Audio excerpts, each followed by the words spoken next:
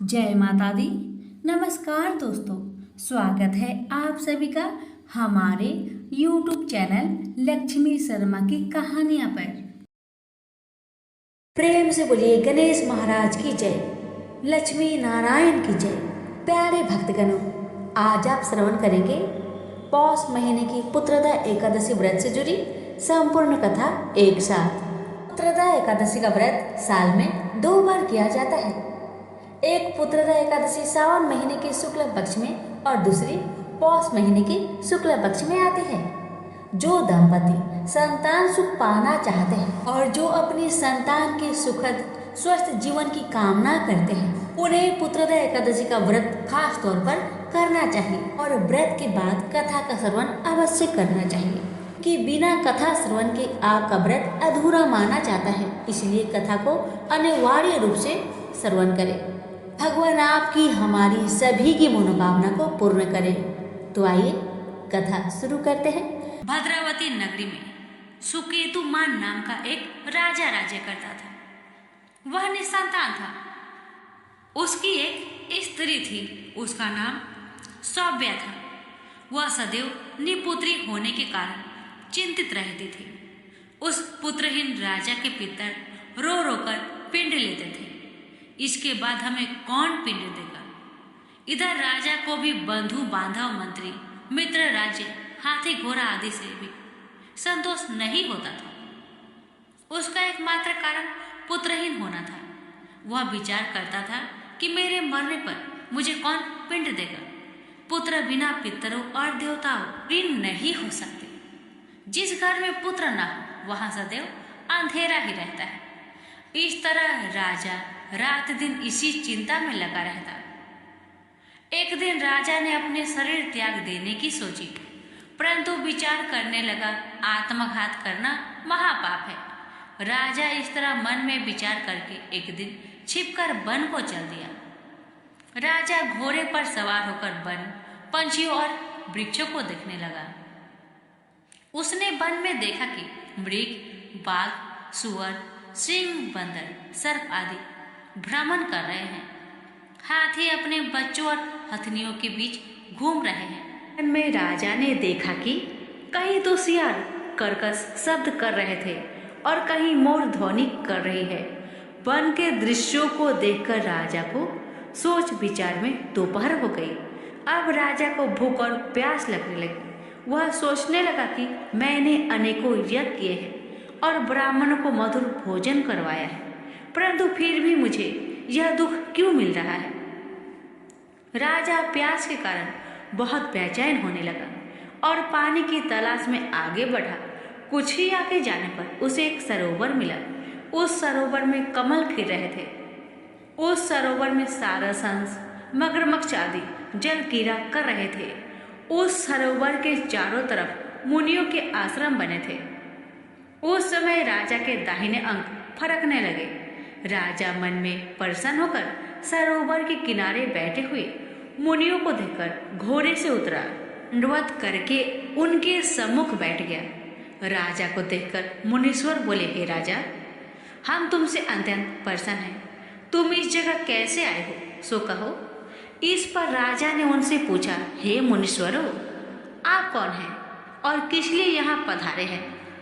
सो मुनि बोले, हे राजन, आज पुत्र की इच्छा करने वाले को उत्तम संतान देने वाली पुत्रदा एकादशी है। हम लोग विश्वदेव हैं और इस सरोवर पर स्नान करने आए हैं। इस पर राजा बोला, हे मुनीश्वर, मेरे भी कोई पुत्र नहीं है। यदि आप मुझ पर प्रसन्न हो तो एक पुत्र का वरदान दीजिए। मुनि बोले, हे राजन। मुनि बोले, हे राजन, आज पुत्रदा एकादशी है और आप इसका व्रत करें।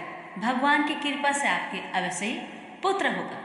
मुनि के वचनों की कथा अनुसार राजा ने उस दिन पलायन किया और मुनियों को प्रणाम करके अपने महल को वापस आया। रात्रि में रानी ने गर्भ को धारण किया और 9 माह के पश्चात उसके उत्तम पुत्र रत्ना पैदा हुआ। वह राजकुमार बड़ा होने पर अत्यंत वीर, धनवान, यशस्वी और प्रजापालक हुआ। श्री कृष्ण भगवान बोले, राजन, पुत्र की प्राप्ति के लिए पुत्रदा एकादशी का व्रत करना चाहिए। जो मनुष्य इसका महात्म्य व श्रवण पठन करते हैं उसको स्वर्ग मिलता है।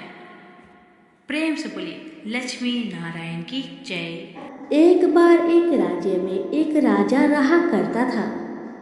राजा बहुत ही बुद्धिमान और बलशाली था। राजा सदैव अपनी प्रजा का बहुत अच्छे से ध्यान रखता था। प्रजा भी अपने राजा को बहुत पसंद करते थे। राजा की 2 बेटियां थी। राजा अपनी दोनों बेटियों से बहुत प्रेम करता था। राजा की छोटी बेटी देखने में बहुत सुंदर और आकर्षक थी और राजा की बड़ी बेटी छोटी बेटी के मुकाबले थोड़ा कम सुंदर थी। राजा की छोटी बेटी 11 माता का पूजा किया करती थी और सभी लोग राजा की छोटी बेटी से बहुत प्रेम करते थे और बहुत प्रशंसा किया करते थे। राजा भी अपनी छोटी बेटी को बड़ी बेटी से अधिक प्रेम करता था, जिस कारण राजा की बड़ी बेटी को अपनी छोटी बहन से बहुत नफरत होने लगा। राजा की दोनों बेटियां जब बड़ी हो गई तब एक पड़ोस राज्य में रहने वाला राजकुमार राजा की बड़ी बेटी के लिए रिश्ता लेकर आया। लेकिन जैसे ही उस राजकुमार की नजर राजा की छोटी बेटी पर पड़ी तो वह राजकुमार राजा की छोटी बेटी पर आकर्षक हो गया और उसे पहली नजर में ही उससे प्रेम हो गया। उस राजकुमार ने राजा की बड़ी बेटी के साथ विवाह करने के लिए मना कर दिया और उसने राजा से कहा कि मैं आपकी छोटी बेटी से विवाह करना चाहता हूँ। इसके बाद राजा की बड़ी बेटी यह देखकर अपनी छोटी बहन से बहुत क्रोधित हो गई और राजा की बड़ी बेटी ने अपनी छोटी बहन को अपना सबसे बड़ा दुश्मन मान लिया। राजा की बड़ी बेटी ने अपनी छोटी बहन से बदला लेने का निर्णय लिया, जिसके लिए उसने अपनी छोटी बहन को जान से मारने का प्लान बनाया। राजा की बड़ी बेटी ने अपनी छोटी बहन को मारने के लिए सबसे पहले एक लड्डू में जहर मिलाकर उसने अपनी छोटी बहन को दे दिया और उसको लड्डू खाने के लिए कहा। छोटी बहन ने लड्डू खा भी लिया, लेकिन चमत्कार देखिए, 11 माता की कृपा से छोटी बहन का एक बाल भी बाका न हुआ। बड़ी बहन यह देखकर बहुत आश्चर्यचकित में पड़ गई, लेकिन बड़ी बहन ने हार नहीं मानी। उसने सोचा अब की बार मेरी बहना बच गई, लेकिन अगली बार नहीं बचेगी। बड़ी बहन ने जब छोटी बहन रात में अपने कमरे में सो रही थी तब उसने एक मटके में सांप रखकर उसे कमरे में छोड़ दिया। 11 माता के चमत्कार से, उनकी कृपा से छोटी बहन को कुछ नहीं हुआ। जब बड़ी बहन ने देखा कि मेरी छोटी बहन सही सलामत है तो उसने फिर एक चाल चली। उसने अपनी बड़ी बहन को कहा कि चलो कुएं से पानी भर के लाते हैं।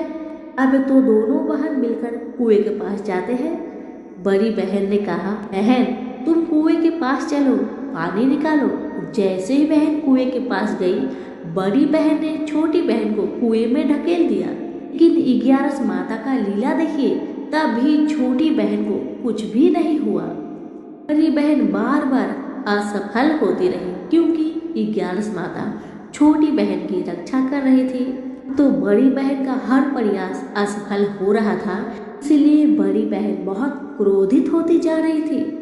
फिर उसने अपनी छोटी बहन के पास जाकर उससे खुद पूछा कि मेरी छोटी बहन, तुमको पता है भगवान ने सबकी मृत्यु एक निश्चित समय पर लिखी हुई है और कैसे तुम्हारी मृत्यु होगी क्या तुम जानती हो? तब छोटी बहन ने अपनी बड़ी बहन को बताया कि हाँ, मैं तो जानती हूँ मेरी मृत्यु कैसे होगी। छोटी बहन से यह सुनकर बड़ी बहन मन ही मन बहुत प्रसन्न होने लगी और उसने अपनी छोटी बहन से कहा कि तुम मुझे अपनी मृत्यु की राज बताओ। छोटी बहन तो दिल की बहुत अच्छी थी। उसने अपनी मृत्यु का सारा कारण अपनी बहन को बताना शुरू किया कि मेरी मृत्यु तो एक तोते में है। जो तोते के गले में एक हार है, उससे मेरी मृत्यु होगी। अब तक कोई भी व्यक्ति तोते को मारकर वह हार अपने गले में पहनेगा तो मैं मूर्छित हो जाऊंगी, और जैसे ही उस हार को अपने गले से उतारेगा मैं वापस से जीवित हो जाऊंगी। अपनी छोटी बहन की मृत्यु की रात जानकर बड़ी बहन बहुत ही खुश हो गई और उसने अपनी छोटी बहन को मारने के लिए उसके पालतू तोते को ढूंढना शुरू कर दिया। और छोटी बहन को इस बात का आभास हो गया था कि कोई उसकी जान लेना चाहता है, जिसके लिए वह अपने पिताजी के पास गई और उसने अपने पिताजी से कहा कि पिताजी, मेरी मृत्यु के बाद आप मुझे लाइएगा मत, बल्कि आप मुझे अपनी पुरानी वाली हवेली में एक पलंग में लिटाकर छोड़ दीजिएगा। अपनी छोटी लड़की की यह बात सुनकर राजा बहुत आश्चर्य में पड़ गया। राजा ने अपनी छोटी बेटी से पूछा, बेटी तुम ये क्या कह रही हो? तब राजा की छोटी बेटी ने बताया, पिताजी समय किसी के लिए नहीं रुका है, कब क्या हो जाए किसी को कुछ पता नहीं। और फिर राजा ने अपनी बेटी से कहा कि तुम ऐसी बातें क्यों कर रही हो? 2-3 दिन के बाद तुम्हारा विवाह है। लेकिन छोटी बेटी ने अपने पिताजी को ऐसा करने पर मजबूर कर दिया और उसने वचन ले लिया। राजा ने भी अपनी छोटी बेटी की बात स्वीकार कर ली और 2-3 दिनों के बाद जब शादी का समय आया तब राजकुमार बारात लेकर राजा के घर आया और राजकुमार और राजा की छोटी बेटी का विवाह शुरू हो गया। जैसे ही राजा की छोटी बेटी राजकुमार के साथ फेरे लेना शुरू करती है तो उसकी बड़ी बहन अपनी छोटी बहन के कमरे में जाकर उसके तोते को पकड़ लेती है और उसको जान से मार देती है। तोते के गले में जो हार था उसको अपने गले में धारण कर लेती है। जैसे ही बड़ी बहन उस हार को अपने गले में धारण करती है तो उधर छोटी बहन 3.5 ही फेरे ले पाती है और वहीं पर बेहोश होकर गिर जाती है। जिसके बाद राजा ने बड़े बड़े वैद्य हकीमों को बुलाया और अपनी छोटी बेटी का इलाज करने के लिए कहा। राजा की बात सुनकर वैद्य ने छोटी बेटी को चेक किया तो राजा को बताया कि आपकी छोटी बेटी ना तो जीवित है और ना ही मरी हुई है। यह मैं पहली बार देख रहा हूँ। राजा ने वैद्य और हकीम को यह बात बाहर बताने से मना कर दिया और उनको कहा कि अगर तुमने यह बात किसी को बाहर बताई तो हम तुम्हें फांसी दे देंगे। राजा ने अपनी छोटी बेटी को पुराने महल में जाकर एक पलंग में लिटा दिया जैसे उनकी बेटी ने उनसे कहा था और वहां पर कुछ सैनिकों तैनात कर दिया। वापस अपने महल में आ गए। राजा की बड़ी बेटी अपने पिताजी के पास आई और कहने लगी कि पिताजी, अगर यह शादी संपन्न नहीं हुई तो आपकी इज्जत का क्या होगा? आप कहे तो मैं आपकी इज्जत बचाने के लिए राजकुमार से शादी करने के लिए तैयार हूँ। इसके बाद राजा ने अपनी बड़ी बेटी की बात मान ली और राजा ने बड़ी बेटी को छोटी बेटी की कपड़े पहनाकर मंडप पर भेज दिया। लेकिन राजकुमार यह जान गया कि यह राजा की छोटी बेटी नहीं बल्कि बड़ी बेटी है। लेकिन जब राजकुमार ने शादी करने से मना किया तो सभी लोगों ने राजकुमार को विवश करके राजा की बड़ी बेटी से बचे हुए फेरे को संपन्न करा दिया और विवाह करवा दिया। जिसके बाद राजकुमार राजा की बड़ी बेटी को अपने महल में ले गया। राजकुमार राजा की बड़ी बेटी से ना तो बात करता था, न ही उसको पसंद करता था और ना ही उसके आसपास भटकता था।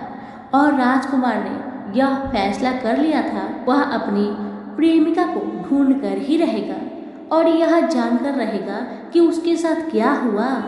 एक दिन राजकुमार अपने घोड़े पर सवार होकर राजा के पुराने महल के पास पहुंच गया, जहां पर उसने कुछ सैनिकों को देखा।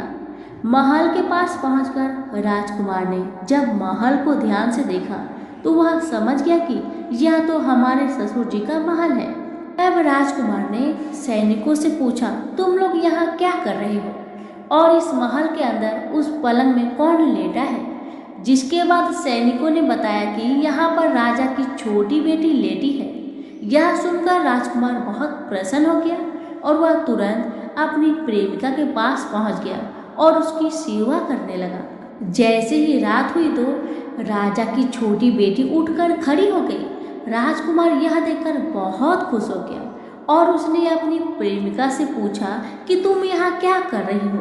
तुम मेरे साथ मेरे घर चलो।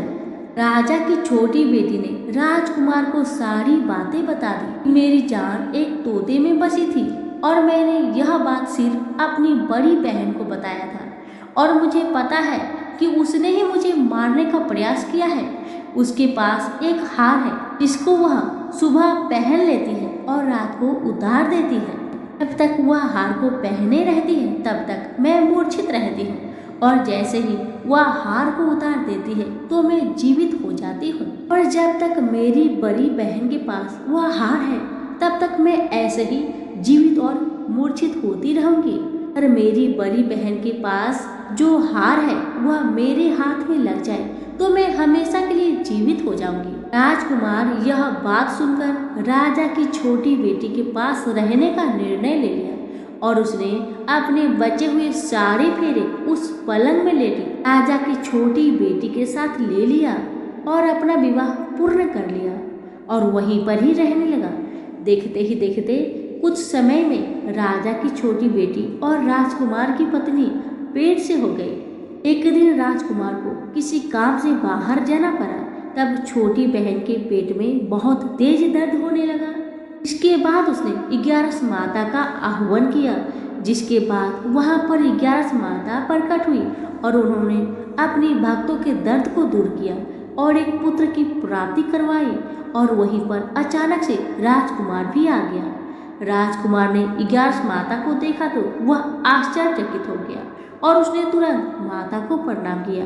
और 11 माता ने राजकुमार से कहा कि जब तुम्हारा बेटा 5 वर्ष का हो जाए तो तुम अपनी पत्नी का हार लाकर इसके गले में डाल देना। और देखते ही देखते राजकुमार और राजा की छोटी बेटी का पुत्र 5 वर्ष का हो जाता है।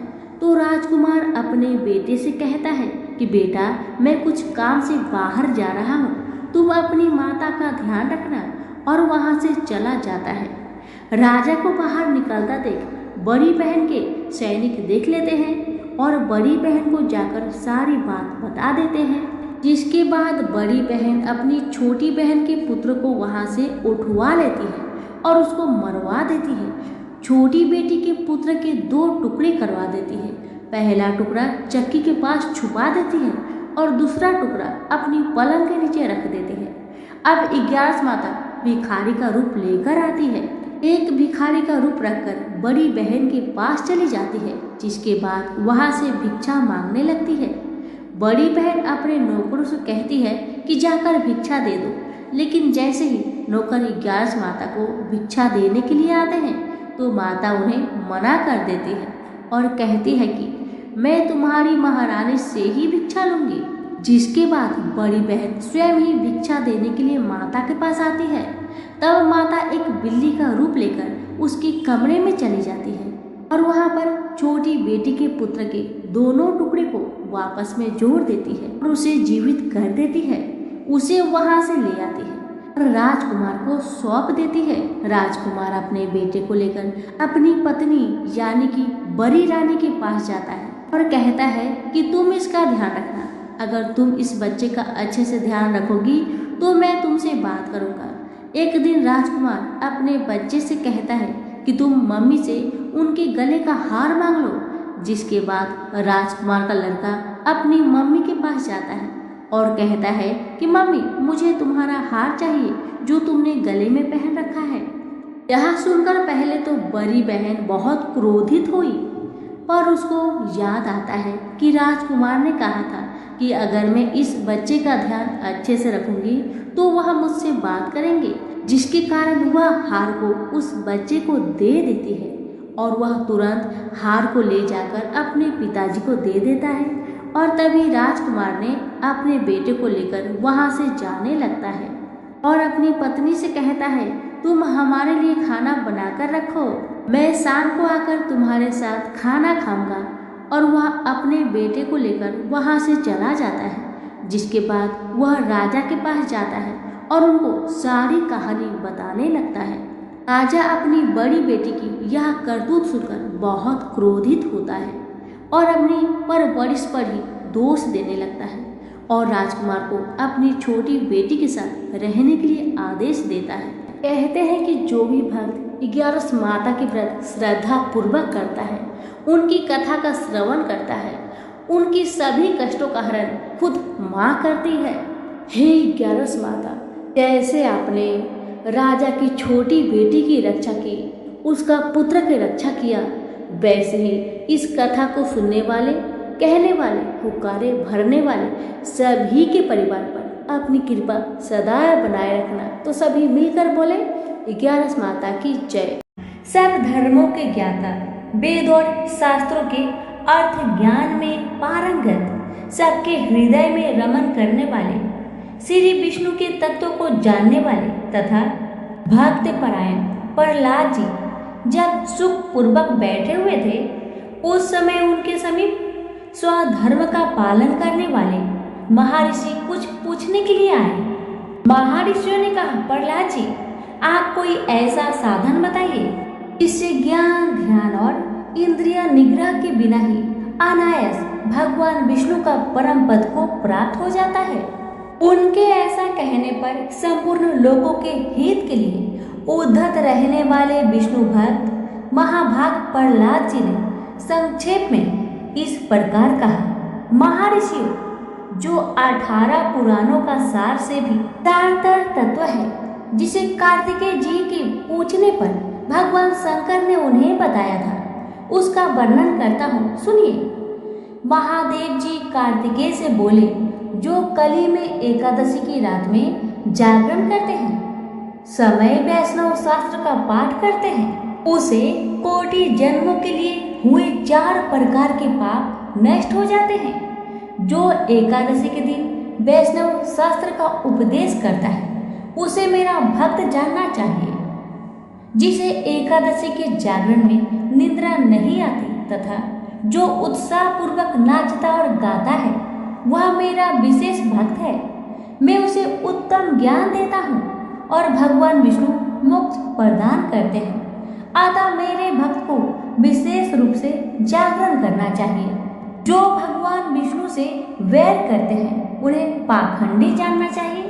जो एकादशी को जागरण करते और गाते हैं, उन्हें आधे निमेष में निष्टोम तथा अत्रि रात्रि यज्ञ के समान फल प्राप्त होता है। जो रात्रि जागरण में बारंबार भगवान विष्णु के मुख रविंद्र का दर्शन करते हैं, उनको भी वही फल प्राप्त होता है। जो मानव द्वादशी तिथि को भगवान विष्णु के आगे जागरण करते हैं, वो यमराज के पास से मुक्त हो जाते हैं। जो द्वादशी को जागरण करते समय गीता शास्त्र से मनोविनोद करते हैं, वे भी यमराज के बंधन से मुक्त हो जाते हैं। जो प्राण त्याग हो जाने पर भी द्वादशी का जागरण नहीं छोड़ते, वे धन्य और पुण्य आत्मा हैं। जिनके वंश के लोग एकादशी की रात्रि में जागरण करते हैं, वे ही धन्य हैं। जिन्होंने एकादशी को जागरण किया है, उन्होंने यज्ञ, दान, गया श्राद्ध और नित्य प्रयाग स्नान कर लिया है। उन्हें सन्यासियों का पुण्य भी मिल गया और उनके द्वारा इष्टापूर्त कर्मों का भी भली भांति पालन हो गया। सदानंद भगवान विष्णु के भक्त जागरण सहित एकादशी व्रत करते हैं, इसलिए वे मुझे सदा ही विशेष प्रिय है। जिसने वरदिनी एकादशी की रात में जागरण किया है, उसने पुनः प्राप्त होने वाले शरीर को स्वयं ही भस्म कर दिया।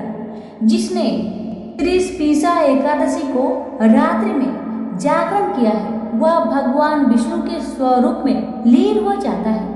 जिसने हरिबोधिनी एकादशी की रात में जागरण किया है, उसके स्थूल सूक्ष्म सभी पाप नष्ट हो जाते हैं। जो द्वादशी की रात में जागरण तथा ताल स्वर के साथ संगीत का आयोजन करता है, उसे महान पुण्य की प्राप्ति होती है। जो एकादशी के दिन ऋषियों द्वारा बनाए हुए दिव्य स्रोतों से ऋग वेद, यजुर्वेद तथा सामवेद की वैष्णव मंत्र से संस्कृत और प्राकृत के अन्य स्रोतों से वह गीत, वाद्य आदि के द्वारा भगवान विष्णु को संतुष्ट करता है, उसे भगवान विष्णु भी परमानंद प्रदान करते हैं। जो एकादशी की रात में भगवान विष्णु के आगे वैष्णव भक्तों के समीप गीता और विष्णु सहस्त्र नाम का पाठ करता है वह उस परम धाम में जाता है जहाँ साक्षात भगवान नारायण विराजमान है। पुण्यमयी भागवत तथा स्कंद पुराण भगवान विष्णु को प्रिय है। मथुरा और ब्रज में भगवान विष्णु के बाल चरित्र का जो वर्णन किया गया है उसे जो एकादशी की रात्रि में भगवान केशव का पूजन करते समय पढ़ता है या सुनता है उसका पुण्य कितना है यह मैं नहीं जानता। कदाचित भगवान विष्णु जानते होंगे। बेटा, भगवान के समीप गीत नृत्य तथा स्तोत्र पाठ आदि से जो फल होता है वही कली में श्री हरि के समीप जागरण करते समय विष्णु सहस्त्र नाम गीता तथा श्रीमद् भागवत का पाठ करने से सहस्त्र गुना होकर मिलता है। जो श्री हरि के समीप जागरण करते समय रात में दीपक जलाता है उसका पुण्य 100 कल्पों में भी नष्ट नहीं होता। जो जागरण काल में मंजरी सहित तुलसी दल से भक्ति पूर्वक श्री हरि का पूजन करता है उसका पुनः इस संसार में जन्म नहीं होता। स्नान, चंदन, लेप, धूप, दीप, नवत और तांबूल यह सब जागरण काल में भगवान को समर्पित किया जाए तो उससे अक्षय पुण्य होता है।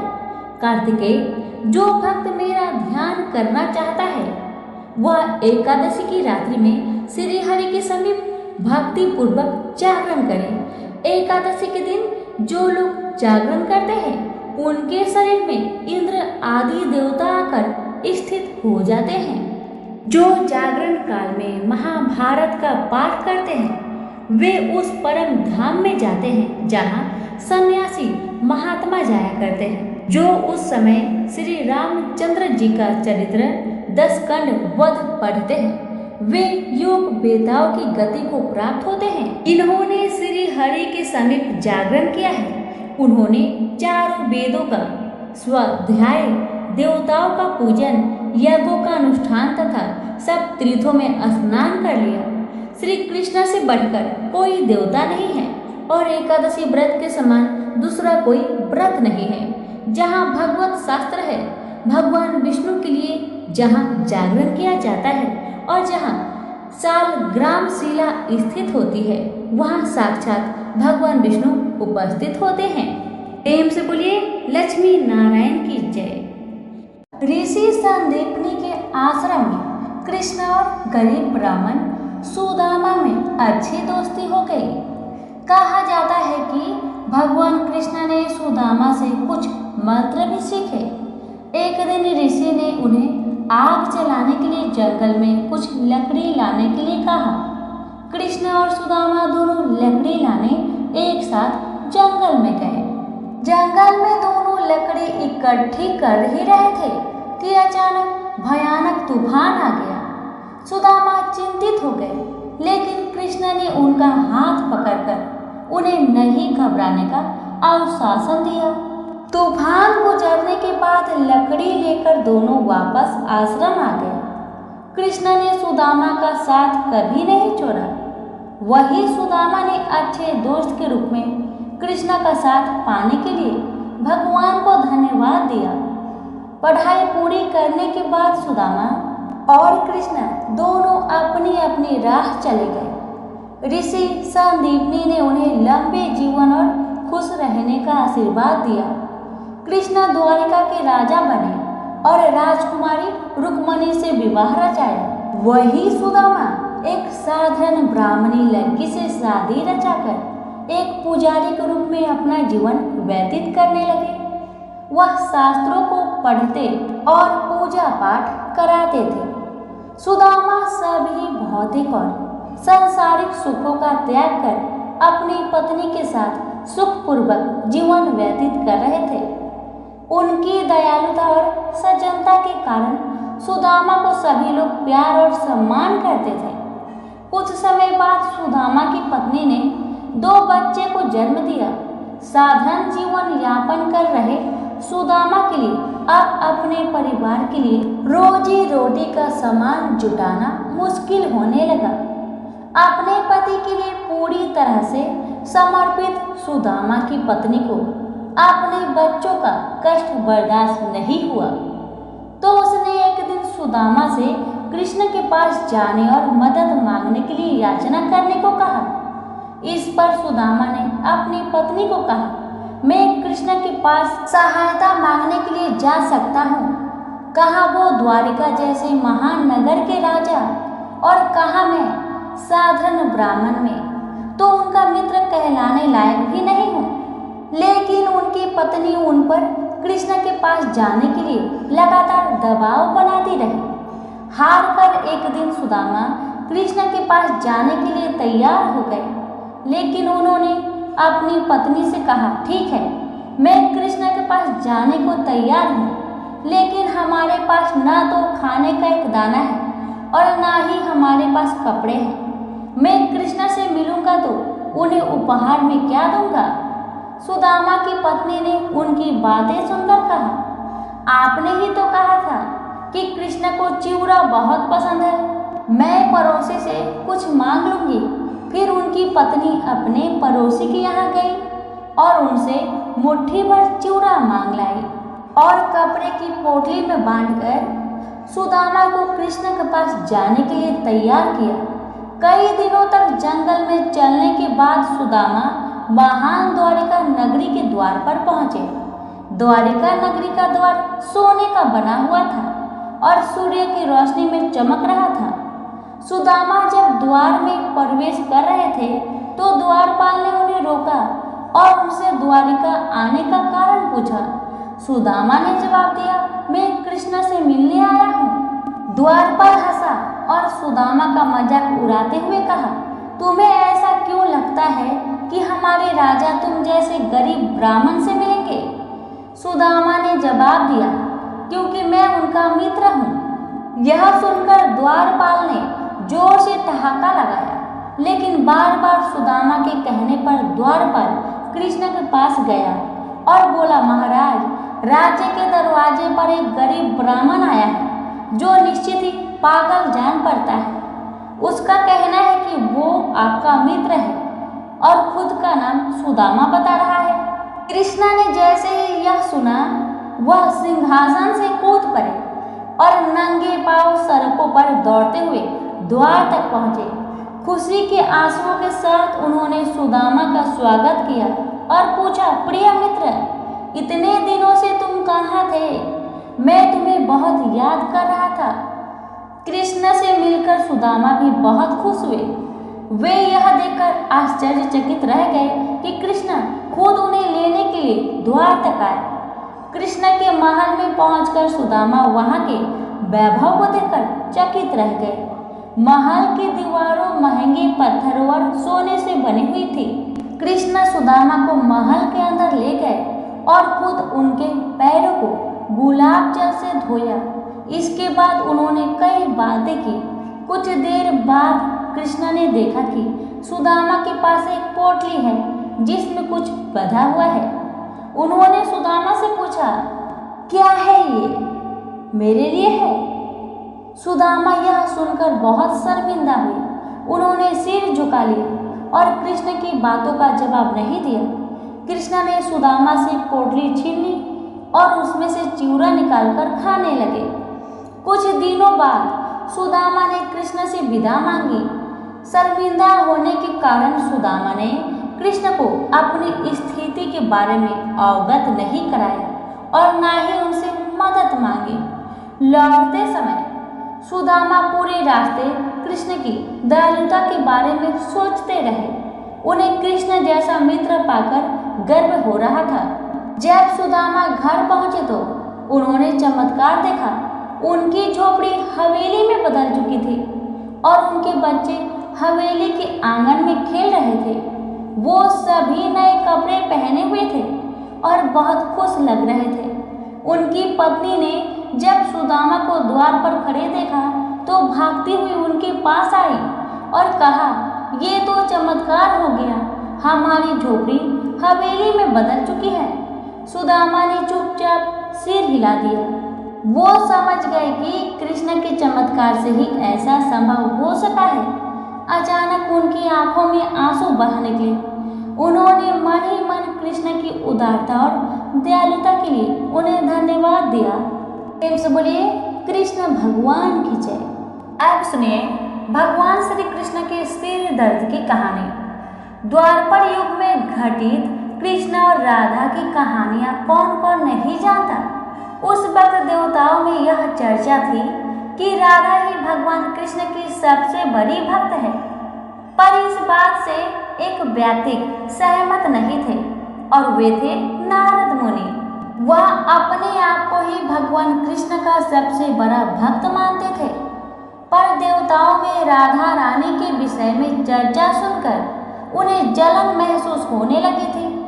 नारद मुनि का स्वभाव से भगवान कृष्ण भी अच्छी तरह अवगत थे।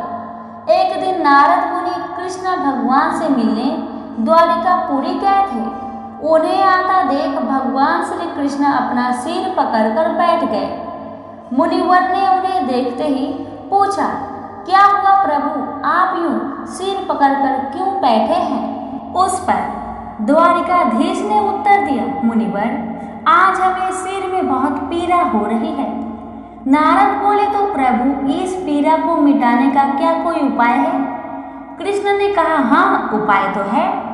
अगर मेरा सबसे बड़ा भक्त अपने चरण धोकर उसका चरणामृत मुझे पिलाएगा तो मेरा सिर दर्द पल भर में ठीक हो जाएगा।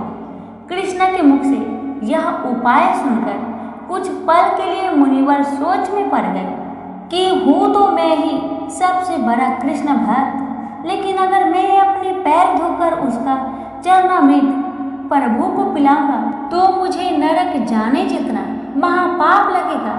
परंतु राधा को भी तो सब कृष्ण का बड़ा भक्त मानते हैं।